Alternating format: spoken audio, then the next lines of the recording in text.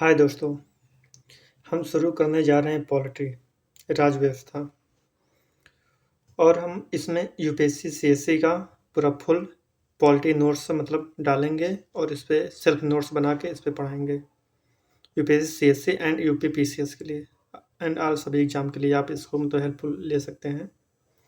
तो चलिए आइए हम शुरू करते हैं।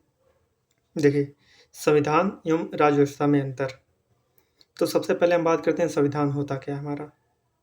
देखिए, संविधान उन प्रावधानों का समुच्चय है जिसके आधार पर किसी देश का शासन चलाया जाता है। ठीक है, तो देखिए इसमें जो जीवन का आयाम क्या है। ये दो टाइप होता है, एक निजी जीवन, एक सार्वजनिक जीवन। और निजी जीवन में देखिए हम बात करते हैं इसमें जिसका प्रभाव जिसमें कर्ता पर पड़ता है, यानी कि इस पे निजी जीवन में स्वयं पर मतलब जो कार्य करते हैं वो स्वयं पर प्रभाव पड़ता है। और सार्वजनिक जीवन में होता है इस पे जो कर्ता करते हैं उस पे स्वयं पे प्रभाव ना पड़ के मतलब सभी पे प्रभाव पड़ता है। चलिए ठीक है, हम आगे देखते हैं अब शासन। शासन मतलब को हम डिफाइन करते हैं, शासन क्या होता है। सार्वजनिक जीवन का संचालन होता है। और संविधान संविधान देश की मूल विधि है।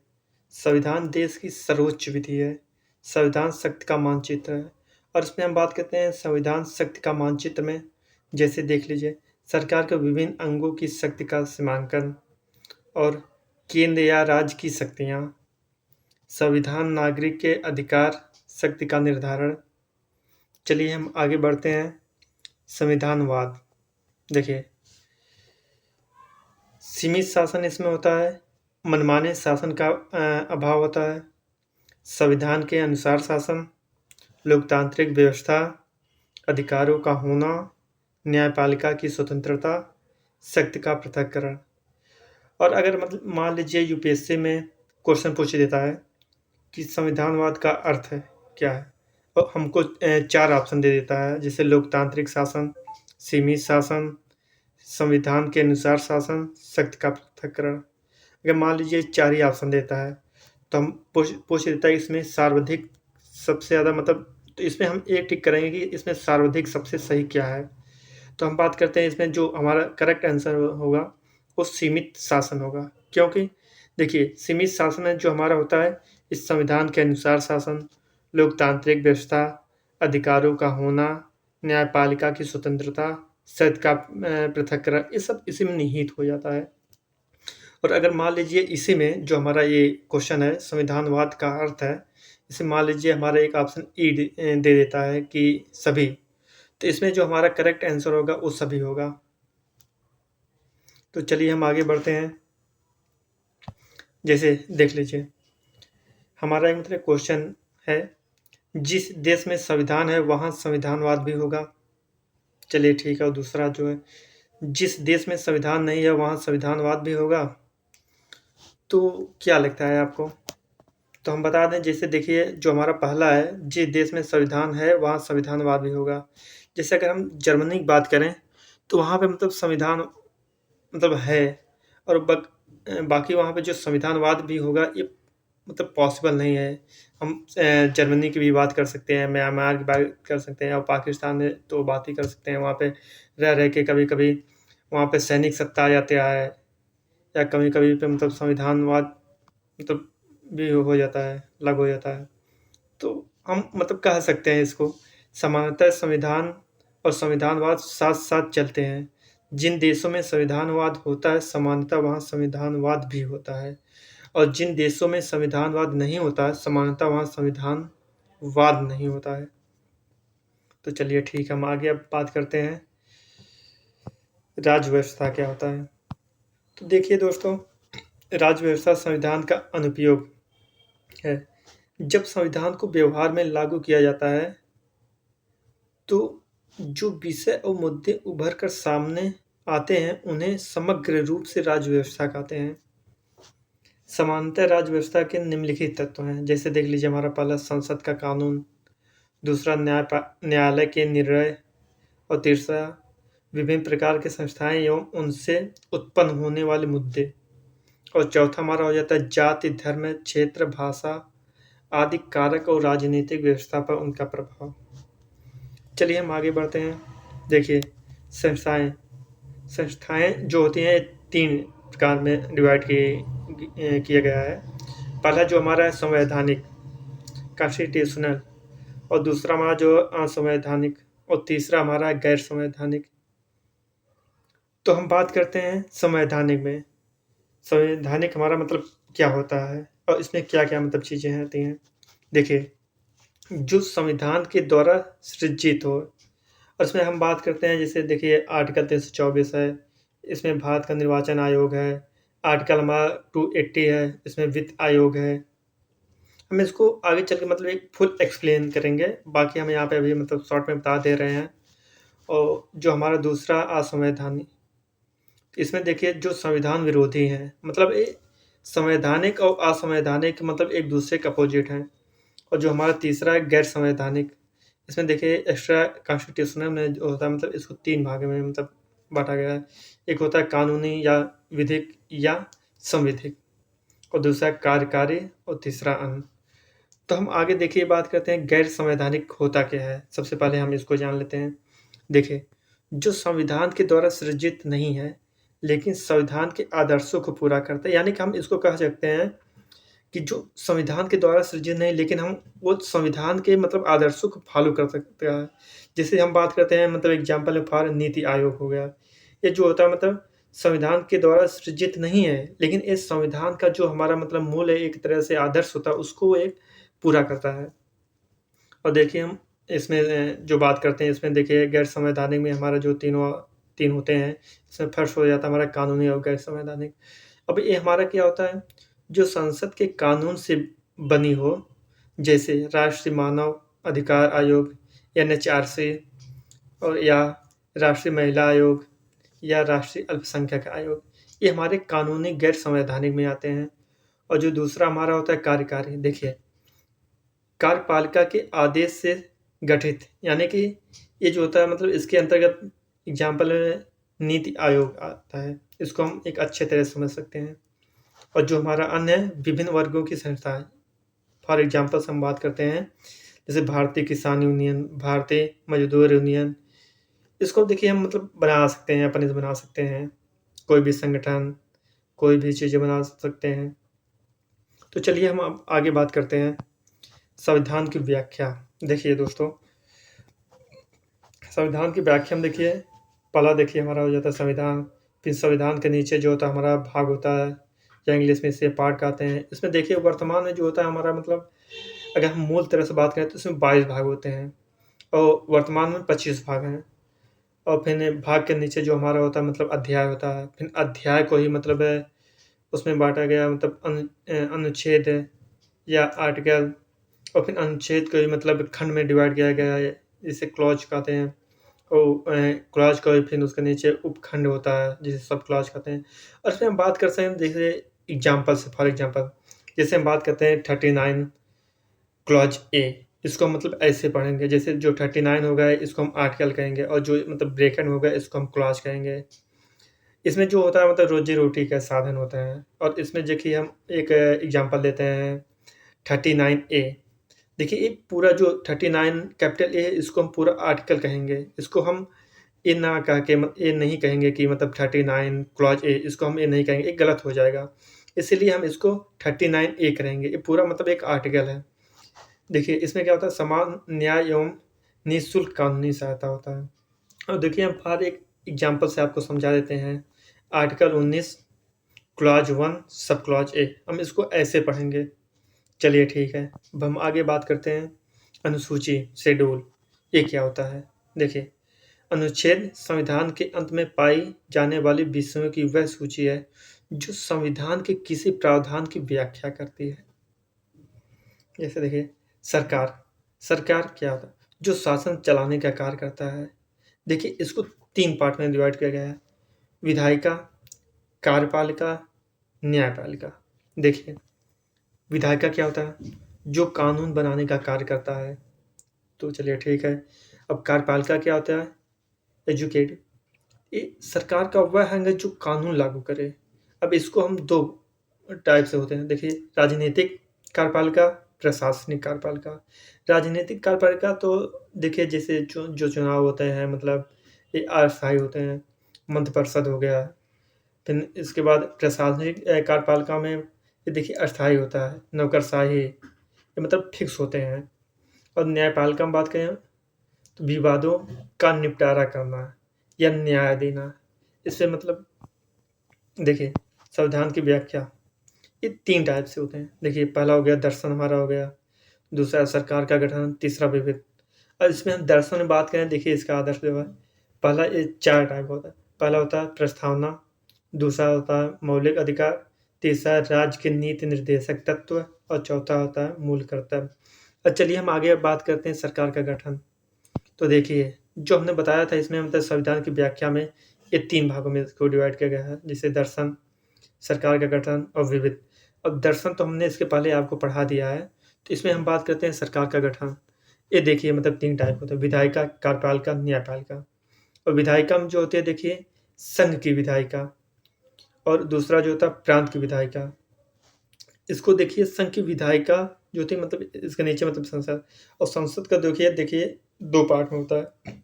एक होता है फर्स्ट जो होता है राज्यसभा, दूसरा होता है हमारा लोकसभा। चलिए ठीक है। और हम इसमें देखिए विधायिका में जो दूसरा पार्ट हमारा होता है प्रांत की विधायिका, इसमें देखिए राज्य विधानमंडल होते हैं। इसको 2 टाइप में बाँटा गया है। एक फर्स्ट जो होता है हमारा विधान परिषद और दूसरा जो होता है विधानसभा होता है। चलिए ठीक है दोस्तों। अब हमारा जो होता है कार्यपालिका होता है। देखिए कार्यपालिका को भी 2 टाइप से डिवाइड किया गया है।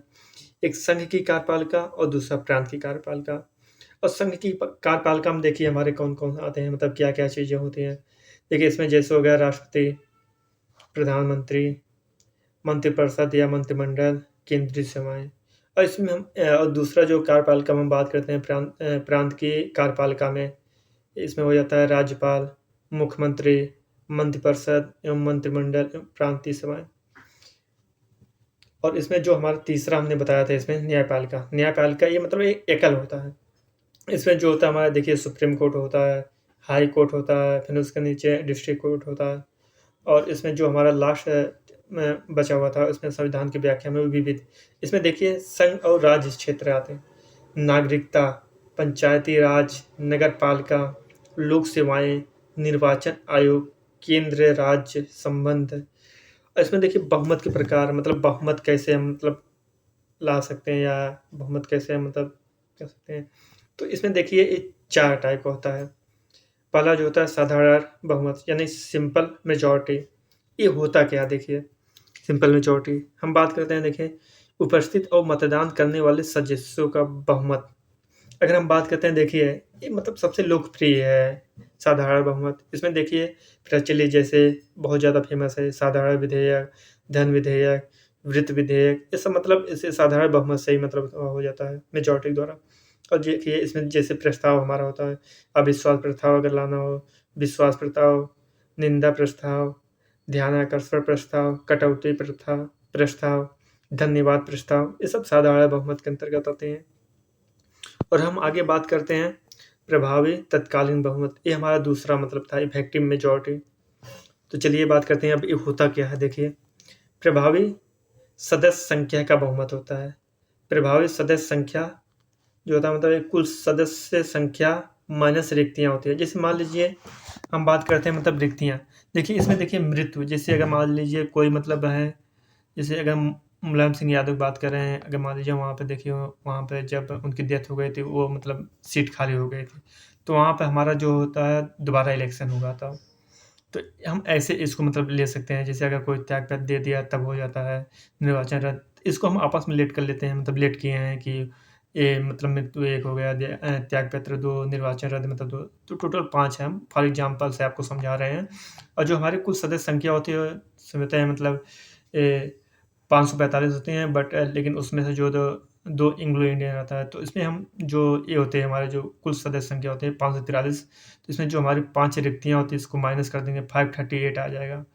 तो इसमें हम देखिए निकालते हैं कैसे हैं प्रभावी बहुमत से। तो इसमें जो होता है 538/2 + 1 कर देते हैं, तो जो हमारा मतलब आता है 270 होता है। तो हम प्रभावी बहुमत मतलब ला सकते हैं इससे।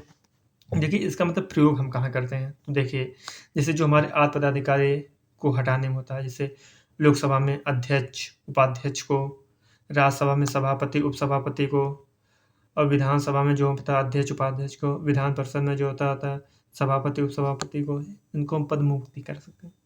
और जो हमारा तीसरा होता है पूर्ण बहुमत, एब्सोल्यूट मेजॉरिटी। ये देखिए क्या होता है हमारा, ये देखिए कुल सदस्य संख्या का बहुमत। जैसे जो लोकसभा में जो हमारे होते हैं 543, जिसको मतलब 2 से जब डिवाइड करेंगे 271.1, जब इसको अप्रॉक्स लेंगे तो 270 हो जाएगा। जब इतना आ जाए तो हम पूर्ण बहुमत मतलब प्राप्त कर सकते हैं। चलिए ठीक, अब जो हमारा लास्ट है उसको हम बात करते हैं विशेष बहुमत। ये क्या होता है, ये स्पेशल मेजॉरिटी होता है। ये 2/3 बहुमत से मतलब होता है। ये 3 प्रकार के होते हैं। जो हमारा फर्स्ट होता है, देखिए हम बात करते हैं उपस्थित और मतदान करने वाले सदस्यों का 2/3 बहुमत। जैसे देखिए लोकसभा में, अगर मान लीजिए लोकसभा में जैसे कोई भी मतलब बहुमत, विशेष बहुमत लाना चाहते हैं, तो उसके लिए हमें जानते हैं क्या करना होगा। उस प्रेजेंट टाइम में जितने भी मेंबर मतलब उपस्थित हैं वहाँ पे, जैसे मान लीजिए 200 हैं, बट उसमें से जो हमारे यहाँ मतदान करते हैं 180 ही मतदान करते हैं। तो हम इसको निकालेंगे कैसे, देखिए मतदान जो हमारे दिए रहते हैं, जितने वोट मतलब दिए रहते हैं मतदान, उससे हम 2/3 से मतलब 2/3 मतलब तिहाई उसका 2/3 निकाल लेंगे। जितना आएगा, अगर उतना आ गया तो हम मतलब स्पेशल मेजॉरिटी मतलब ला सकते हैं।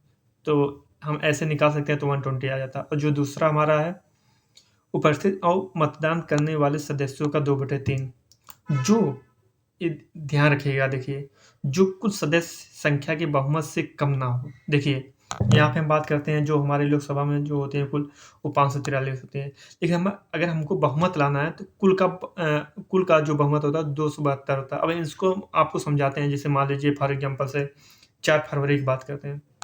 जैसे मान लीजिए उपस्थित उसमें 310 मेंबर हैं, बट मतदान जो करते हैं 300 ही लोग करते हैं। तो इसका हम जो 2/3 निकालें तो 200 आएगा, तो ठीक है। लेकिन यहाँ पे देखिए जो 300 मतदान वोट किए थे, लेकिन ये 210 जो है ये मतलब पक्ष में किए थे, जो आपको मतलब मेजॉरिटी मतलब लागू करना था। और जो 90 हैं वो विपक्ष में किए थे। तो इससे देखिए जो होता है, जो हमारा दिया है 210 पक्ष, ये तो देखिए मतलब फर्स्ट वालों को मतलब वेरीफाई करता है। बट जो हमारा जो कुल का बहुमत जो होता है 210 है, इसमें पक्ष ही मतलब थोड़ा पक्ष में आया था। लेकिन हमारा जो कुल का बहुमत 272 है, लेकिन इसको मतलब वेरीफाई नहीं करता है, तो इसीलिए मतलब ये रद्द हो जाएगा। स्पेशल मेजॉरिटी इसमें नहीं प्राप्त हो गई। तो और जो हमारा जो दूसरा, अगर हम फॉर एग्जाम्पल बताते हैं 14 फरवरी, देखिए इसमें जो उपस्थित होते हैं 480 लोग होते हैं, बट इसमें जो मतदान करते हैं 450 लोग ही मतदान करते हैं। तो इसका जब हम 2/3 निकालें तो हमारे 300 मेंबर मतलब आते हैं। 300 इसका जो निकालते हैं 300 मतलब होते हैं। इसमें देखिए जो पक्ष में मतलब मेजॉरिटी में जो मतलब पक्ष में वोट करते हैं वो 350। तो इसमें देखिए हमारा दोनों चीज़ें मतलब थोड़ा हो रही हैं। इसमें देखिए जो 350 है, इसमें देखिए कुल बहुमत का मतलब 272 मतलब ए भी सर्टिफाई कर रही है, मतलब फॉलो बोथ क्राइटेरिया, मतलब दोनों चीज़ों मतलब फॉलो कर रही हैं। और विपक्ष में 110 है। तो चलिए ठीक है। अब इसका मतलब यूज हम कहाँ करते हैं, देखिए सबसे बड़ी चीज़ है प्रयोग हटाने में।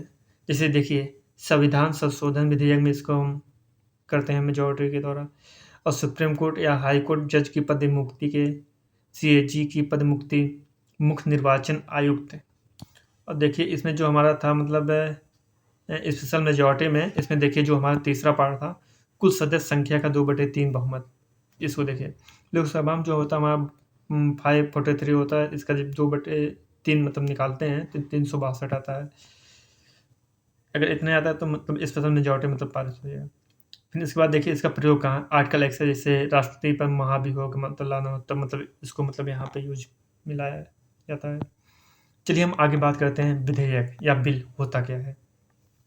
तो देखिए प्रस्तावित कानून को विधेयक कहते हैं। जो मतलब किसी चीज मतलब जैसे कोई भी मेजॉरिटी द्वारा कोई भी मतलब प्रस्तावित करते हैं जो कानून, उसे मतलब विधेयक कहते हैं।